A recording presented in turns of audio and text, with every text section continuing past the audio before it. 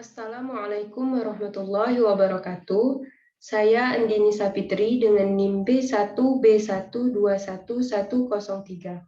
Pada video ini, saya akan menjelaskan materi tentang anggaran pendapatan dan belanja desa, atau yang biasa kita kenal dengan APBDes. Baik, saya akan men-share screen materi saya.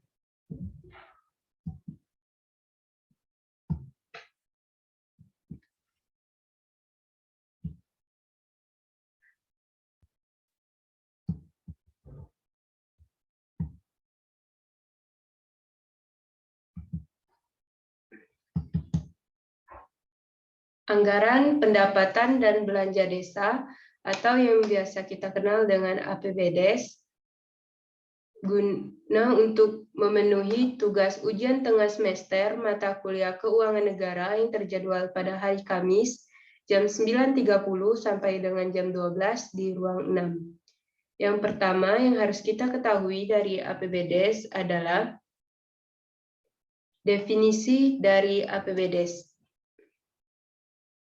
Menurut Sumpeno 2011, APBDes adalah anggaran desa tahunan yang ditetapkan berdasarkan peraturan desa dan memuat perkiraan sumber pendapatan dan pengeluaran untuk mendukung kebutuhan program pembangunan desa yang bersangkutan.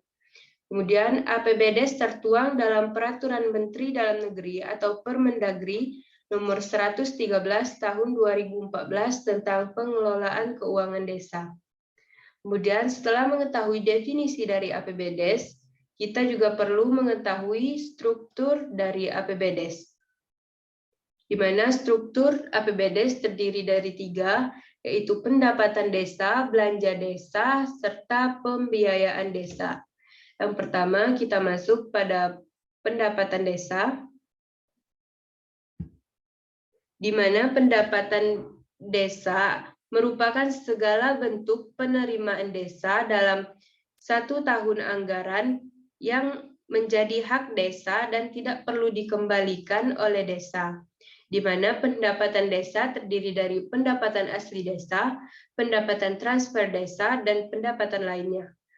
Pendapatan asli desa adalah pendapatan desa yang diperoleh dari usaha sebagai pelaksana kewenangan desa, hasil usaha desa, hasil kekayaan baik berupa partisipasi swadaya dan gotong royong maupun pendapatan desa lainnya.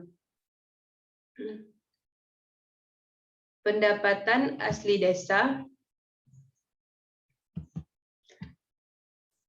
terdiri dari pertama hasil usaha desa. Hasil usaha desa contohnya adalah pendapatan yang berasal dari badan usaha milik desa atau BUMDes, pengelola pasar desa, dan pengelola kawasan wisata skala desa. Kemudian yang kedua hasil aset, di mana antara lain tambatan perahu, pasar desa, tempat pemandian untuk umum, dan jaringan irigasi. Yang ketiga, swadaya partisipasi masyarakat gotong royong. Swadaya dan partisipasi adalah membangun dengan kekuatan sendiri yang melibatkan peran serta masyarakat dalam bentuk uang dan atau barang yang dinilai dengan uang. Gotong royong, penganggaran kegiatan yang bersumber dari swadaya, partisipasi, dan gotong royong ini disepakati pada saat musyawarah dan penyumbangan di data serta dimintai kesanggupannya untuk merealisasikan pada saat pelaksanaan. Kemudian pendapatan asli desa lainnya diperoleh dari hasil pungutan desa. Pungutan yang ada di desa di antara lain pungutan atas penggunaan balai desa, pungutan atas pembuatan surat-surat keterangan, pungutan atas calon penduduk desa, dan lain sebagainya yang dilakukan oleh bendahara desa. Kemudian yang kedua, pendapatan hasil transfer. Yang pertama ada dana desa, Sebelumnya kita harus mengetahui dulu apa sih hasil transfer. Hasil transfer adalah pendapatan desa yang diperoleh dari pemerintah pusat atau daerah. Kelompok transfer terdiri dari yang pertama dana desa, di mana dana desa adalah dana yang bersumber dari anggaran pendapatan dan belanja negara atau APBN yang diperuntukkan bagi desa yang ditransfer melalui APBD kabupaten atau kota yang digunakan untuk membiayai penyelenggaraan pemerintahan, pelaksanaan pembangunan, pembinaan ke masyarakat, dan pemberdayaan masyarakat. Kemudian yang kedua ada hasil pajak daerah dan retribusi daerah. Pemerintah kabupaten atau kota mengalokasikan bagian dari hasil pajak dan retribusi daerah kepada desa paling sedikit 10% dari realisasi penerimaan hasil pajak dan retribusi daerah kabupaten atau kota. Pengalokasian bagian dari hasil pajak dan retribusi kepada desa tersebut ditetapkan dalam peraturan bupati atau wali kota berdasarkan ketentuan 60% dibagi secara merata kepada seluruh desa dan 40% dibagi secara proporsional realisasi pemerintah hasil pajak dan retribusi daerah masing-masing. Kemudian alokasi dana desa. Alokasi dana desa merupakan bagian dari dana pembinaan yang diterima pemerintah daerah, kabupaten, atau kota paling sedikit 10% setelah dikurangi dana alokasi khusus. Kemudian yang keempat dan kelima adalah bantuan keuangan dari APBD provinsi maupun kabupaten. Bantuan keuangan pemerintah daerah, provinsi, kabupaten, dan kota dapat memberikan bantuan keuangan yang bersumber dari APBD provinsi atau kabupaten kota kepada desa sesuai dengan kemampuan keuangan pemerintah daerah yang bersangkutan. Kemudian setelah pendapatan asli desa dan hasil transfer, pendapatan lain-lain. Pendapatan lain-lain ialah pendapatan desa yang diperoleh dari luar pendapatan asli desa dan hasil transfer. Contohnya yaitu penerimaan hasil kerja sama desa, penerimaan dari bantuan perusahaan yang beralokasi di desa, dan penerimaan dari hibah dan sumbangan pihak ketiga. Kemudian setelah materi pendapatan desa, kita masuk pada materi belanja desa.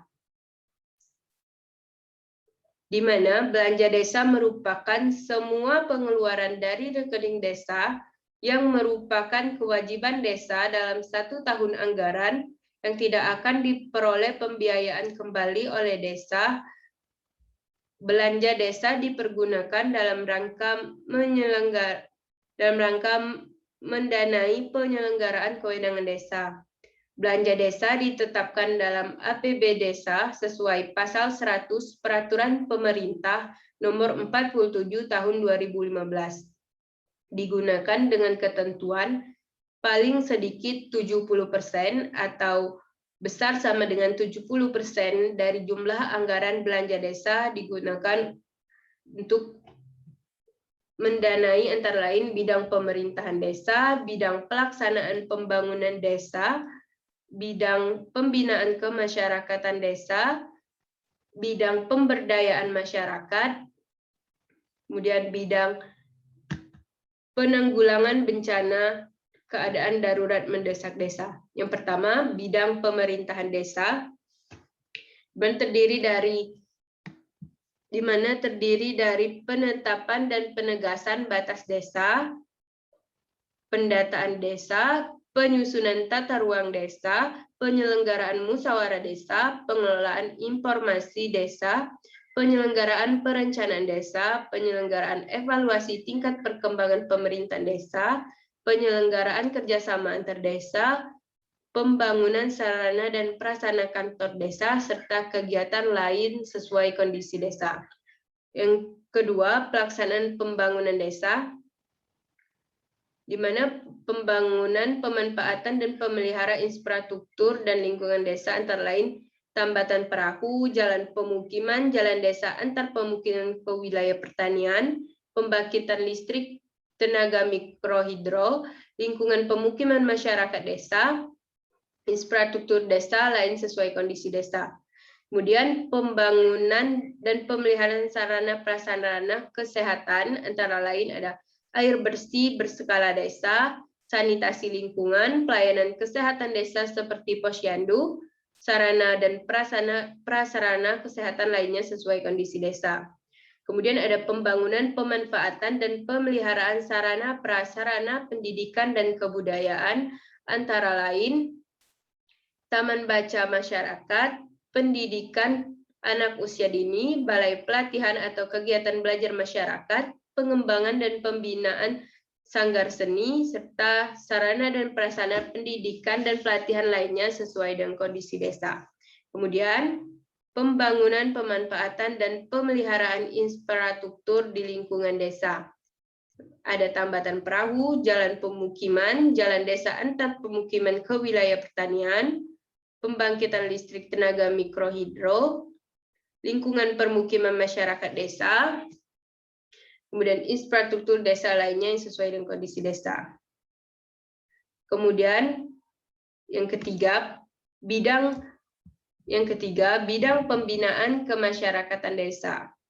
Terdiri dari pembinaan lembaga kemasyarakatan, penyelenggaraan ketentraman dan ketertiban, kemudian pembinaan kerukunan umat beragama, pengadaan sarana dan prasarana olahraga, pembinaan lembaga adat, pembinaan kesenian dan sosial budaya masyarakat, serta kegiatan lain sesuai kondisi desa. Kemudian yang keempat, bidang pemberdayaan masyarakat, seperti pelatihan usaha ekonomi, pertanian, perikanan, dan perdagangan. Kemudian ada pelatihan teknologi tepat guna, kemudian ada pendidikan, pelatihan, dan penyuluhan bagi kepala desa, perangkat desa, dan badan permusyawaratan desa. Kemudian peningkatan kapasitas masyarakat, antara lain kader pemberdayaan masyarakat desa, kelompok usaha ekonomi produktif, kelompok perempuan, kelompok tani, kelompok masyarakat miskin, kelompok nelayan, kelompok pengrajin, kelompok pemerhati dan perlindungan anak, kelompok pemuda, serta kelompok lain sesuai dengan kondisi desa.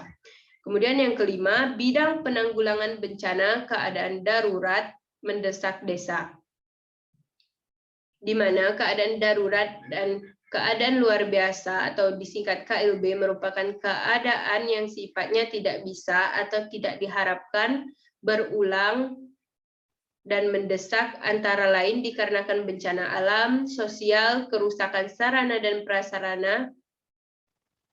Dalam keadaan darurat, pemerintah desa dapat melakukan belanja yang belum tersedia anggarannya. Keadaan darurat atau luar biasa ditetapkan dengan keputusan bupati atau wali kota.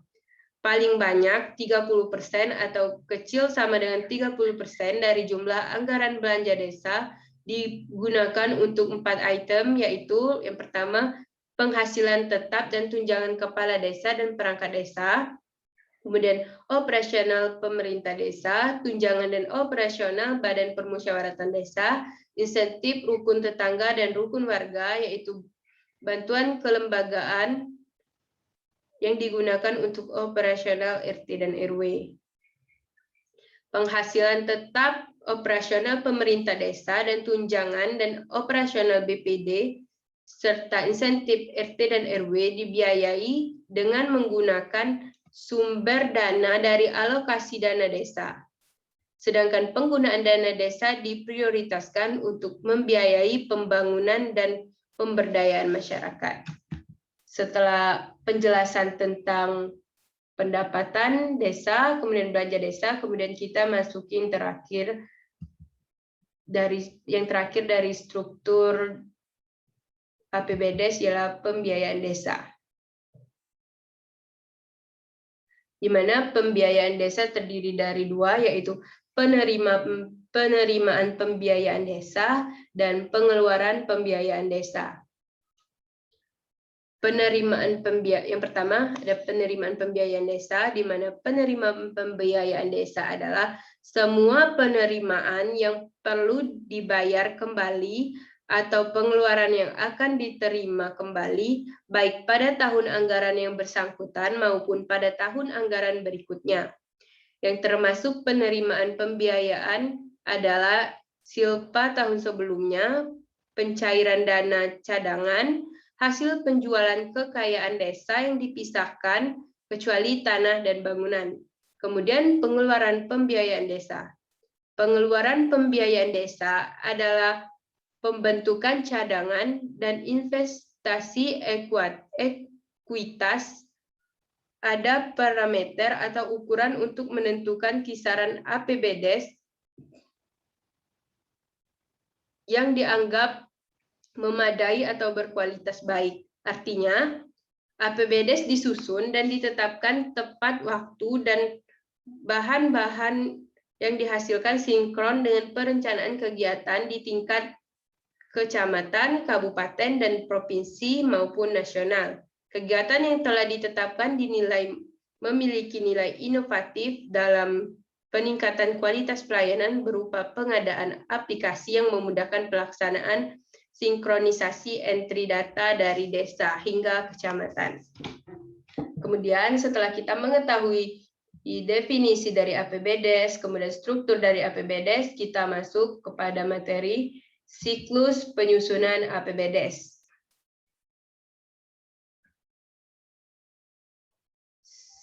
Siklus penyusunan APBDes bisa dilihat di gambar, maaf kurang jelas.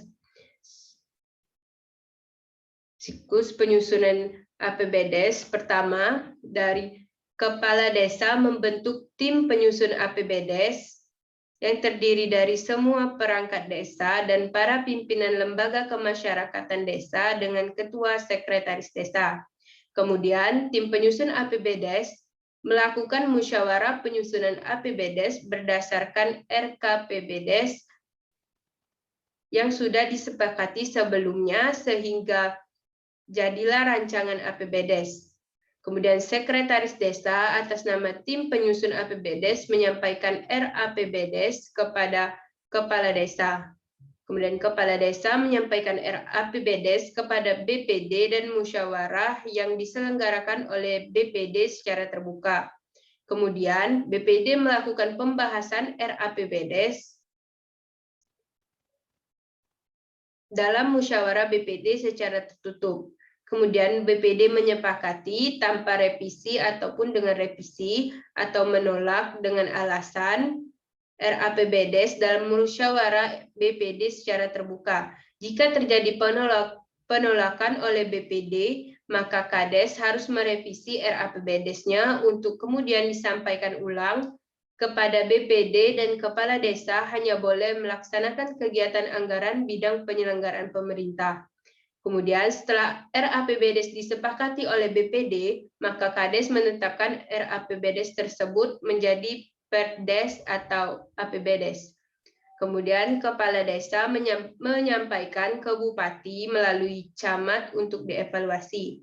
Bersama dengan Kades menyampaikan Perdes APBDes ke bupati, Sekdes mengundangkan rencana Perdes APBDes menjadi Perdes APBDes.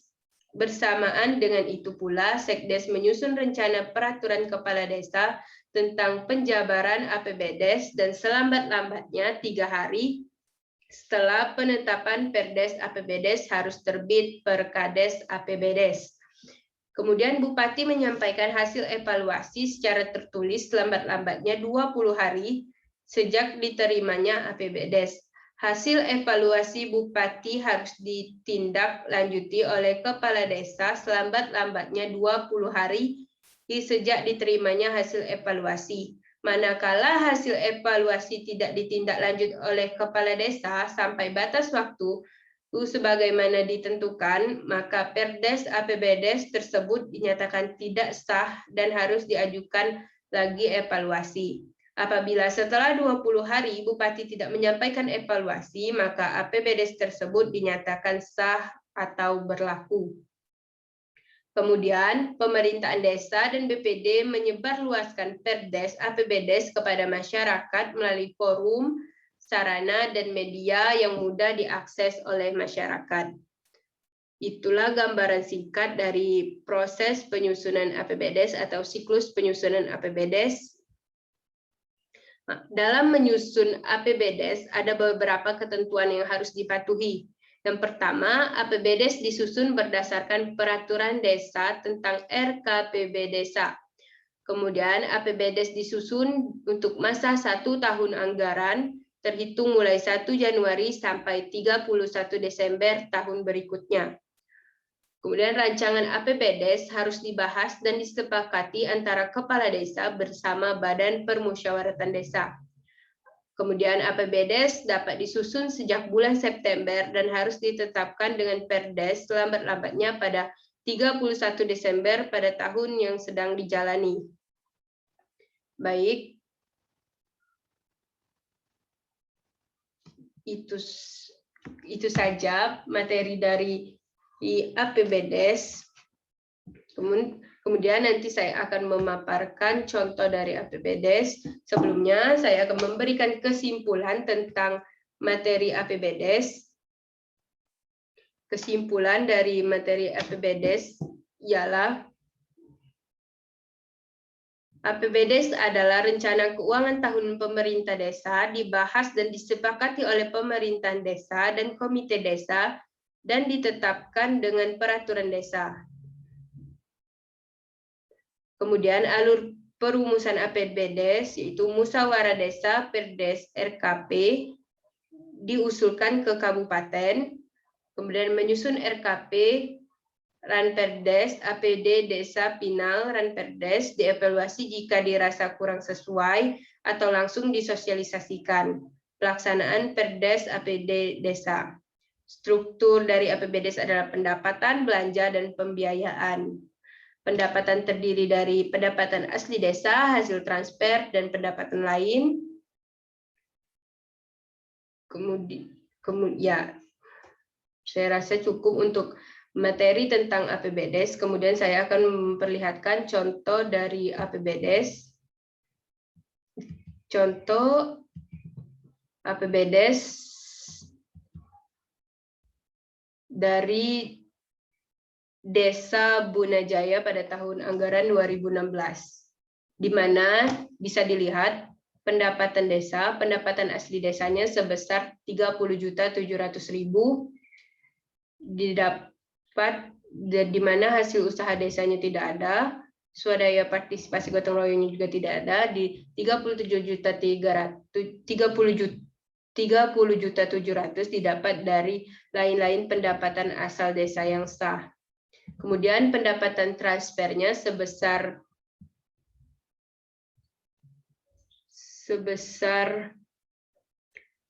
2.322.357.263, di mana didapat dari dana desa sebesar 637.492.000 rupiah. Kemudian bagian dari hasil pajak dan retribusi daerahnya tidak ada. Dari alokasi dana desa sebesar 1.684.883.283. Kemudian bantuan keuangannya tidak ada, bantuan provinsi tidak ada, dan bantuan kabupaten juga tidak ada. Kemudian kita lihat pendapatan lain-lainnya, yaitu sebesar 350 juta, di mana didapat dari hibah dan sumbangan dari pihak ketiga yang tidak mengikat sebesar 357 juta, dan lain-lain pendapatan desa yang sahnya juga tidak ada. Kemudian dari jumlah pendapatan, 3 pendapatan ini yaitu pendapatan asli desa, pendapatan transfer, dan pendapatan lain-lain, Desa Bunajaya tahun 2016 jumlah pendapatan keseluruhan desanya sebesar 2.703.300.000 57.283. Kemudian rincian dari belanja desanya yaitu bidang penyelenggaraan pemerintahan desa sebesar 859 juta, bidang pelaksanaan pembangunan desa sebesar 1.799.209.515, bidang pembinaan kemasyarakatan sebesar 76.262.625, kemudian ada bidang pemberdayaan masyarakat sebesar 73 juta. Dan bidang tak tertuganya tidak ada. Kemudian dari jumlah belanja desa sebesar 2.807.472.140. Kemudian dari jumlah pendapatan ternyata mengalami defisit sebanyak 104.414.857 karena jumlah pendapatannya sebesar 2.703.057.283 dan jumlah belanjanya sebesar 2.807.472.140, maka terjadi defisit sebesar 104.414.857. Kemudian dari pembiayaan desa dari penerimaan pembiayaan desanya kosong, kemudian dari sisa lebih perhitungan anggaran SLPA tahun sebelumnya sebanyak 104.414.857. Jumlah penerimaan pembiayaannya sebesar 104.414.857. Oke. Mungkin hanya itu yang dapat saya sampaikan mengenai APBDes, dan saya mengambil contoh dari Anggaran Pendapatan Belanja Desa Pemerintah Desa Bunajaya tahun anggaran 2016. Baik, terima kasih atas perhatiannya. Saya kurang dan lebihnya saya mohon maaf. Dan saya akhiri. Wassalamualaikum warahmatullahi wabarakatuh.